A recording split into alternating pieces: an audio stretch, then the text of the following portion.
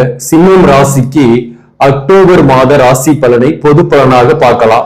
October மாசத்தை பொறுத்தவரையிலும் என்ன ஸ்பெஷல் அப்படின்னாக்க, இந்த குரு பகவான் 11ஆம் பாவகத்திலிருந்து அதிசாரமாக அக்டோபர் 18ஆம் தேதி உங்க ராசிக்கு 12ஆம் பாவகத்துக்கு வராரு.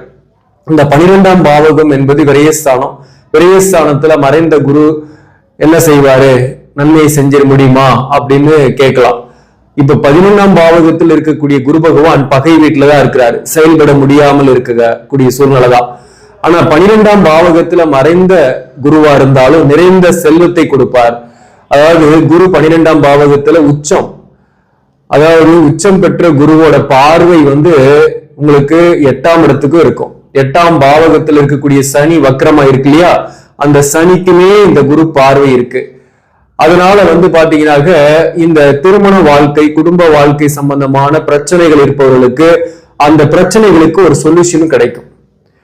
குறிப்பா தற்காலிகமாக தான் பிரிஞ்சிருக்கீங்க, தோஷங்கள்லாம் இல்லை அப்படின்றவங்க மீண்டும் சேர்ந்து வாழக்கூடிய வாய்ப்பு, சமரசமாக போகக்கூடிய வாய்ப்பு ஏற்படும். சப்போஸ் தோஷமே இருக்குன்னா கூட உங்க ஜாதகத்துல பொருத்தமே சரியா பண்ணலன்னா கூட ஒரு சரியான சொல்யூஷன் கிடைக்கும். உங்க ஜாதகத்தின்படி இந்த குடும்ப வாழ்க்கை பிரச்சனைகளுக்கு சொல்யூஷன் கிடைக்கும்.